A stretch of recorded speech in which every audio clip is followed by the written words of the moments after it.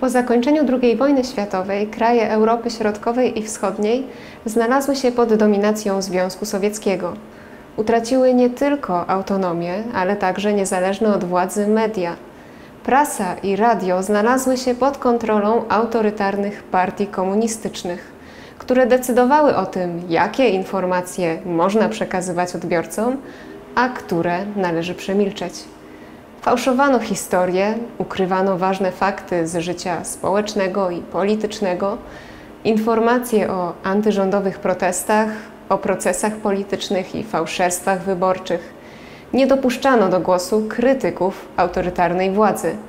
Za rozpowszechnianie niewygodnych dla władzy informacji można było zapłacić wieloletnim więzieniem.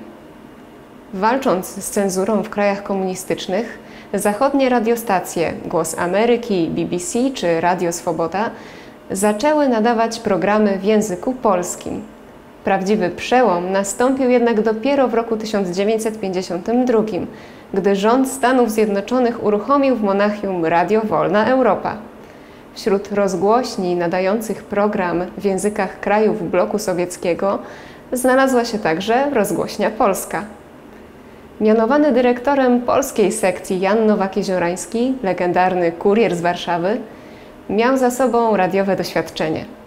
Podczas Powstania Warszawskiego przez 63 dni prowadził audycję radiostacji Błyskawica, a po wojnie pracował jako redaktor polskich audycji w BBC, tworząc cykl Świadkowie Historii. W grudniu 1951 roku Amerykanie powierzyli mu misję stworzenia zespołu RWE. Zebrał ponad 100 przedwojennych dziennikarzy, publicystów, aktorów, profesorów, twórców estradowych. Radio Wolna Europa stało się miejscem politycznego schronienia i pracy dla wielu działaczy opozycyjnych na emigracji. 3 maja 1952 roku Jan Nowak-Jeziorański zainaugurował działalność rozgłośni. Wypowiedział wtedy słowa, które stały się jej credo. Będziemy mówili wam prawdę o wypadkach rozgrywających się w świecie, którą sowiecki reżim chce przed wami ukryć, by zabić w was resztki nadziei. Będziemy informowali was o wszystkich poczynaniach polskich na arenie międzynarodowej. Będziemy prowadzili na falach eteru walkę z rusyfikacją i sowietyzacją polskiej kultury, walkę z wynaradawianiem młodzieży. Będziemy walczyli z fałszowaniem naszej historii i naszych tradycji. Będziemy mówili głośno to, czego społeczeństwo polskie wypowiedzieć głośno nie może, bo ma knebel na ustach. Natychmiast po pojawieniu się w eterze audycji RWE komunistyczne władze rozpoczęły walkę z rozgłośnią. Przede wszystkim próbowano uniemożliwić Polakom odbiór programu. Instalacje zagłuszające rozmieszczane były na terenie całego kraju. Zarzucano radiu, że jest na usługach wrogów Polski, zachodnich imperialistów i następców Hitlera. Umieszczano w rozgłośni tajnych agentów. Jednym z najbardziej znanych był Andrzej Czechowicz, który pracował w archiwum RWE. Po powrocie do kraju opublikował książkę 7 trudnych lat, w której próbował skompromitować zespół Wolnej Europy.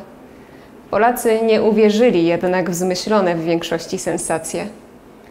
Więcej o walce komunistów z RWE pod linkiem widocznym na ekranie.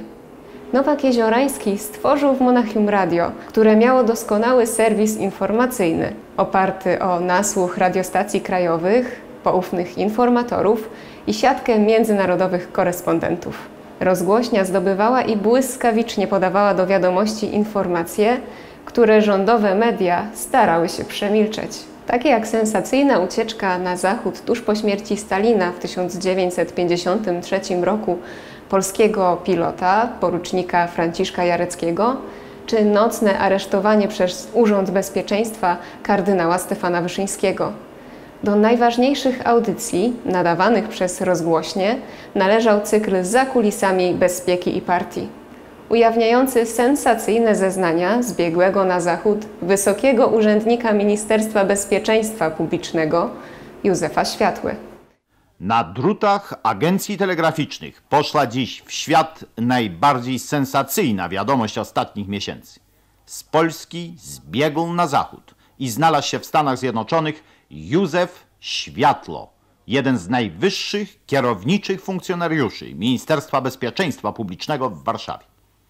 Członek Komunistycznego Związku Młodzieży Polskiej od roku 1933.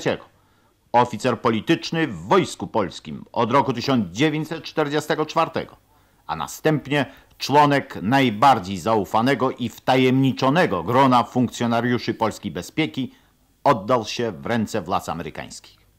I mówi wszystko, co wie, a wie bardzo wiele. Zna wszystkie niemal kulisy i wszystko, co się działo przez długie lata okupacji sowieckiej w Polsce. Więcej o audycjach ze zeznaniami Józefa Światły i koordynowanej przez Komitet Wolnej Europy akcji balonowej pod linkiem widocznym na ekranie.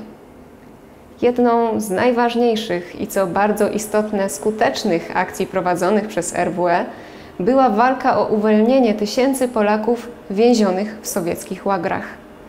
Na antenie Wolnej Europy od 1955 roku odczytywano ich nazwiska i nazwy obozów, w których byli przetrzymywani. W efekcie ci, którzy przeżyli, mogli wrócić do Polski.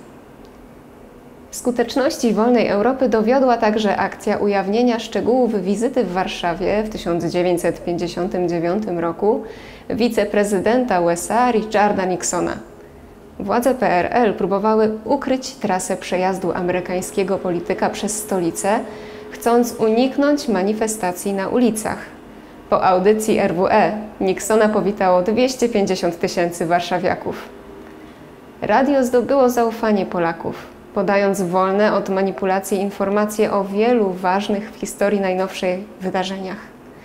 O stłumionych przez wojsko robotniczych protestach w czerwcu 1956 roku w Poznaniu, strajkach studenckich w marcu 1968 roku i wkroczeniu wojsk Układu Warszawskiego, w tym Ludowego Wojska Polskiego, do Czechosłowacji w sierpniu 1968 roku. A potem o płonących komitetach partyjnych i zabijanych ludziach w grudniu 1970 roku w Gdańsku. W chwilach politycznych przesileń RWE miało większą słuchalność niż stacje krajowe. Drodzy rodacy, Polska przeżywa dziś znowu swe dni tragiczne. Padli zabici, nie wiemy, czy tylko 6, czy kilkunastu, czy o wiele więcej. Polała się krew. Są ranni i są uwięzieni. Przywrócić można w Polsce spokój, nie ten pozorny, lecz prawdziwy. Zapobiec można katastrofie, tylko wówczas, jeśli robotnikom i całemu społeczeństwu powie się znowu prawdę, choćby najgorszą.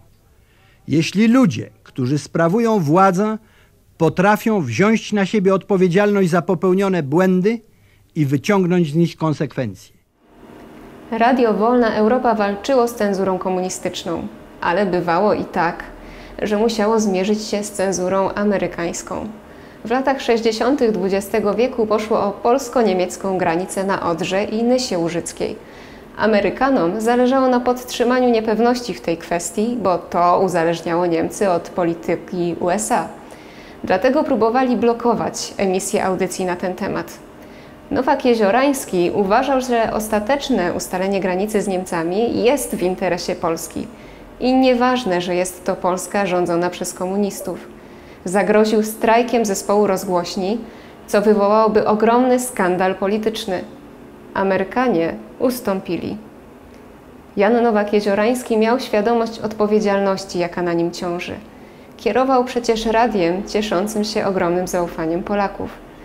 Dlatego uznał, że Wolna Europa nie powinna agitować za kolejnym zbrojnym powstaniem Polaków przeciwko władzy, która dysponuje wojskiem i milicją. Dlatego w październiku 1956 roku nie wezwał Polaków, choć wiele osób właśnie tego oczekiwało, do wystąpienia przeciwko władzy i poparł Władysława Gomułkę. Uwierzył, jak miliony ludzi, że to krok w kierunku liberalizacji sytuacji w Polsce. A przede wszystkim nie chciał, żeby Polskę spotkał los Węgier, gdzie kilka tygodni wcześniej wkroczyły wojska sowieckie, krwawo tłumiąc protesty mieszkańców Budapesztu. Dobrze też pamiętał klęskę Powstania Warszawskiego.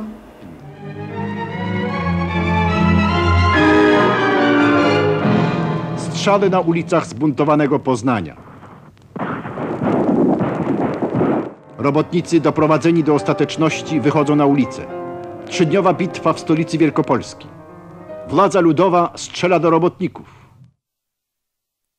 Żaden rząd nie może istnieć tylko w oparciu o terror, chociażby miał nawet do swojej dyspozycji wszystkie czołgi i wszystkie bomby wodorowe na świecie. W ostatniej instancji bowiem decydował i decyduje nadal człowiek. Najgroźniejsza broń staje się nieszkodliwą jak dziecinna zabawka, jeśli człowiek, który trzyma ją w swym ręku, odmawia użycia jej przeciwko drugiemu. W tym samym momencie, kiedy wojsko i milicja wysłane na ulice Poznania przeciwko masom pracującym zaczęły objawiać pierwsze oznaki solidarności ze strajkującymi, dwie sowieckie dywizje piechoty stacjonowane w Brześciu nad Bugiem przebrane zostały w polskie mundury i postawione w stan pogotowia, tak by można je było w każdej chwili przerzucić na teren Polski. Nie łudzimy się więc ani przez chwilę, że gdyby nawet całe wojsko Rokossowskiego przeszło na stronę swych braci, Moskwa rzuciłaby na Polskę swe czerwone dywizje, obojętnie czy w polskich, czy w rosyjskich mundurach, by w morzu krwi utopić każdy odruch, każdą zbrojną próbę odzyskania wolności. Ale program Radia Wolna Europa wypełniała nie tylko polityka. Na falach rozgłośni pojawiały się audycje kulturalne, społeczne, ekonomiczne, nawet poświęcone rolnictwu. Z radiem współpracowało wielu pisarzy i publicystów o głośnych nazwiskach. Kazimierz Wierzyński, Jan Lechoń, Gustaw Herling-Grudziński, Leopold Tyrmand czy Marian Hemar. Gośćmi RWE byli ludzie o nazwiskach znanych na całym świecie. Aktorka Ingrid Bergman, działacz na rzecz zniesienia dyskryminacji rasowej w USA Martin Luther King, a nawet muzycy z zespołu The Beatles. Sukcesem RWE było podtrzymanie wśród Polaków ducha oporu i wiary w odzyskanie wolności. Mimo usilnych prób zagłuszania, rozgłośnia polska RWE była nie tylko źródłem prawdziwych informacji, a także źródłem moralnego wsparcia dla społeczeństwa w zniewolonym kraju. Jan Nowak-Jeziorański kierował rozgłośnią Polską Radia Wolna Europa przez 23 lata. Zrezygnował 31 grudnia 1970 roku. Złożyła się na to kilka przyczyn. Cięcia budżetowe, prowokacje SB, która kolportowała fałszywe pogłoski o kolaboracji Nowaka z Niemcami podczas wojny i zmiany w polityce międzynarodowej USA, które zaczęły traktować RWE jako relikt zimnej wojny. Jego następcy kontynuowali misję radiostacji aż do czerwca 1994 roku, kiedy oficjalnie rozwiązano polską sekcję. Radio Wolna Europa funkcjonuje jednak do dziś, wypełniając swe cele wszędzie tam, gdzie zagrożone są demokracja, wolność i rządy prawa.